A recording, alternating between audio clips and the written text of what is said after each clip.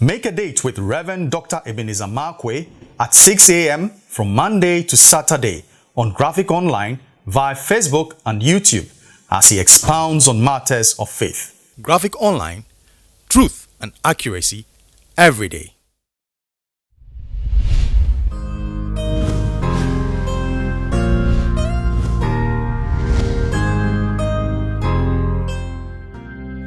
This is Rev Dr Ebenezer Markwei of Living Streams International, bringing you matters of faith with Graphic Online. We meet at the Life Cathedral behind the Trade Fair, behind Zenith College, on Sundays in the morning and Wednesdays for midweek service in the evening. This morning, I'd like to be a little bit, let's have some fun. So let's call it Check the Clay. You know, in Genesis 2, I'm very fascinated by the way how man was created and how God took pains to create man. For the first time, God said, let us. You know, all throughout creation, he was saying, let there be, let there be, let there be, let there be. But immediately it came to humanity, God said, let us. So God used the plural. That is, God pulled on the power of the corporate in order to create man. But for me, I mean, all that just speaks about how man needs partnership. You know, we spoke about dangerous partnerships. But now, something very intriguing comes up over here. And that thing which came up was in Genesis chapter 2, verse 7. Now, God doesn't say, let there be man, and there was man. But God said, God formed man. And there were two powerful ingredients for the formation of man. That is, he said, and out of the dust, out of the ground, he formed man. So out of the clay, God formed man. And then after he had formed man out of the clay, he breathed into man his spirit, and man became a living soul.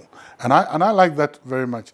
Now, there are two ingredients that God used, or God combined, for the formation of man. The clay, which was the structure, and then the spirit, that was the power, or that empowered the whole movement of man. So it is the clay that takes man from one place to the other, but it is the spirit that captures dreams or pictures of where the clay needs to be the next time. And so for me, it was very, very powerful, the mixture of clay and spirit. Everybody knows that if God breathed his spirit into man, there's no problem with the spirit. God has no problem with the spirit. There's no problem. It's perfect. The spirit is okay. You know?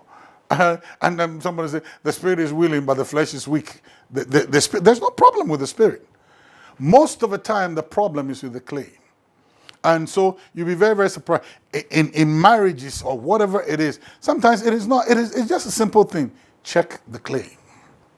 When there are issues, sometimes we run into the spiritual realm to find spiritual, all sorts of things and all this thing, and who is doing what or what is doing what. Sometimes it is the clay.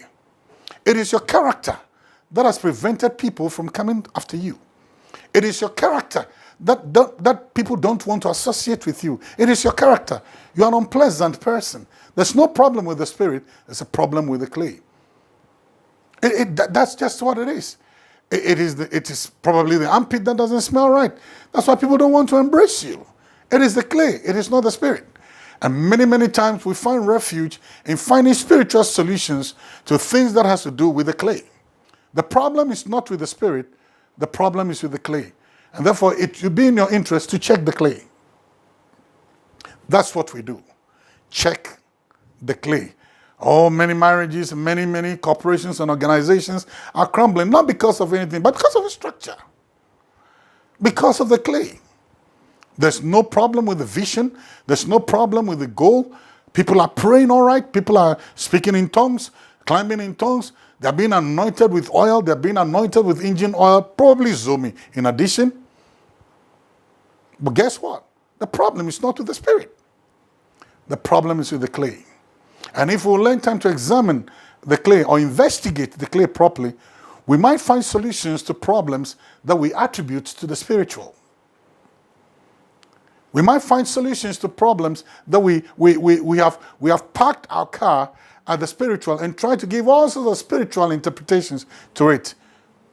You have a headache? What does witchcraft to do with headache? Yes, there could be, but what is it? Take paracetamol. You have chicken pox? What is it? Go to the hospital. Get calamine lotion and antibiotic.